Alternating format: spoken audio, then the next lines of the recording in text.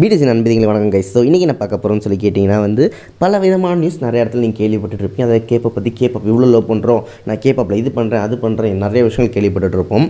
சிம்பிளாக சொல்கிறேன், நீங்கள் ஒரு பியூர் கேப்பப் லவராக இருந்தால் ஒரு நாள் கேப்பாப் பார்க்காம தான் உங்களுக்கு எப்படி இருக்கும்? செம்ம டென்ஷன் ஆகுதா? பட் அதுவே உங்கள் ஊரில் ஃபுல்லாக பார்க்கணும்னு சொல்லிட்டா எப்படி இருக்கும்? அதெல்லாம் விடுங்க. நமக்கு எவ்வளோ ஃப்ரீடம் இருக்குதுன்னு பார்த்திங்கன்னா நம்மளால் கேப்பாக பார்க்க முடியுது, கேப்பாக போய் சாதிக்க முடியுது, என்ன வேணால் ட்ரை பண்ணுறது நம்ம உரிமை இருக்குது. ஆனால் இது எல்லாத்தையும் உங்கள்கிட்ட பிடிங்கிட்டு அதாவது இதுதான் பண்ணணும் அதுதான் பண்ணணும், இந்த டிவி தான் பார்க்கணும் அதை தான் பார்க்கக்கூடாது, பிடிஎஸ் தொடவே கூடாது, பிடிஎஸை பற்றி யோசிக்கக்கூடாதுன்னு சொன்னால் எவ்வளோ ஹார்டாக இருக்கும்.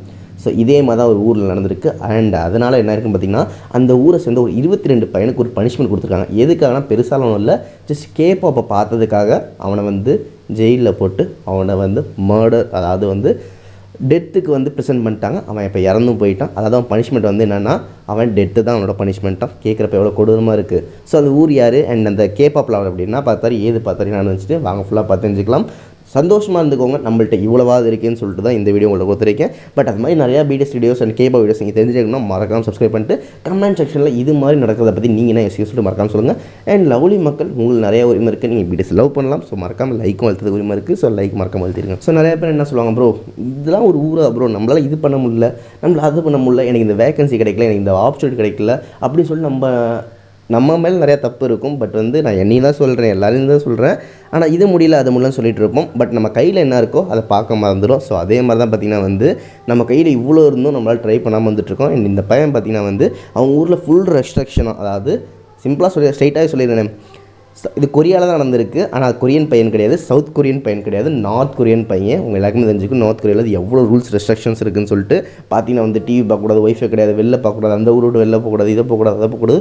இந்த ஊரை விட்டு நார்த் கொரியா விட்டு வெளில போனால் அவன் போலீஸ் அண்ட் மிலிட்ரி அவனை சுட்டு கொண்டுருவாங்க. ஸோ இது மாதிரி நிறைய விஷயம் இருக்குது. அதே மாதிரி பார்த்திங்கன்னா 2020 அதாவது 2020 அந்த ஊரோட ஹெட் ஒரு ரூல்ஸ் போடுறாரு. அதாவது சவுத் கொரியாவுக்கு நார்த் கொரியாவுக்கும் ஃபைட் போயிட்டு இருக்கனால என்ன பண்ணாங்க பார்த்திங்கன்னா இனிமேல் நீங்கள் சவுத் கொரியா சேர்ந்து எந்த விஷயத்தையும் பார்க்கக்கூடாது, அதை கேப்பாப்லாம் யோசிச்சு கூடி பார்க்கக்கூடாது, அதை பற்றி திங்க் பண்ணக்கூடாது அப்படின்னு சொல்லியிருந்தாங்க. ஸோ இருந்தாலும் நிறைய பேர் இல்லீகலாக பார்த்துட்டு இருந்தாங்க.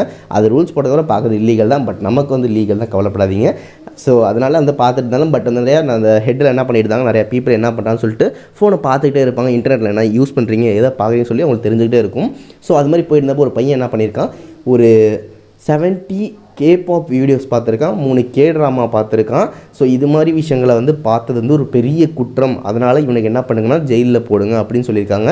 அண்ட் ஜெயிலில் போட்ட கொஞ்ச நாள் கழிச்சு இவனை அதாவது டெத்துக்கு பனிஷ்மெண்ட் கொடுத்துருங்க, இவனை கொன்றுங்க அப்படின்னு சொல்லிட்டு ஒரு பெரிய பனிஷ்மெண்ட் கொடுத்துருக்காங்க.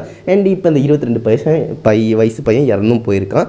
ஸோ யோசிச்சு பாருங்கள் நம்மளோட ஃப்ரீடம் எவ்வளோ இருந்துகிட்ருக்குன்ட்டு, அவங்க ஃப்ரீடம் எப்படி இருக்குன்னு யோசிச்சு பாருங்கள். ஸோ இது மாதிரி நம்ம நம்மளோட நிறையா இருக்கவங்க கம்பேர் பண்ணி முடியலன்னு சொல்லிட்டு இருக்கிறத விட நம்மள்ட்ட என்ன இருக்குன்னு பார்த்து நம்மளால் என்ன முடியும்னு யோசிச்சு பாருங்கள். இது மாதிரி இருக்க ஊரில் வாழணுமான்னு யோசிச்சிங்கன்னா எவ்வளோ கொடூரமாக இருக்குது. நான் சத்தியமாக போக மாட்டேன்னு சொல்லிட்டு இந்த ஒரு சேட் நியூஸை எல்லா கேப்பாப் ஃபேன்ட்டையும் ஷேர் பண்ணிக்கிறேன். ஏன்னா கேப்பாப் நமக்கு உரிமையான ஒரு விஷயம், நிறையா என்ஜாய் பண்ணுறாங்க, லவ்பிள் நிறைய விஷயங்கள் கற்றுக்குறாங்க. அதையும் தடுத்து அதை பார்த்ததுக்காக அதை பார்த்தது ஒரு பெரிய குத்தம்னு கொலை பண்ணுற அளவுக்கு போனோன்னா என்னத்த சொல்லுன்னு தெரில, உலகம் எங்கே போயிட்டுருக்குன்னு தெரில. ஸோ உங்களுக்கு தெரிஞ்சதை மறக்காம கமெண்ட்ஸில் சொல்லுங்கள். அண்ட் என்னை பொறுத்த வரைக்கும் யோசிக்கக்கூடிய முடியல. பட் நீங்கள் பிடிஎஸ் லவ் பண்ணுறதுக்கு ஃபுல் ஃப்ரீடம் இருக்குது. ஸோ லவ் பண்ணி என்ஜாய் பண்ணி பார்த்துட்டு இருக்குன்னு சொல்லிட்டு அதை எப்படி அதை லவ் எனக்கும் காட்டி சப்ஸ்கிரைப் பண்ணுங்கன்னு சொல்லிட்டு இந்த வீடியோ ஷேர் பண்ண விட போகிறதான். ஆஜ் லவ் யூ ஆல், டாட்டா, பை பை.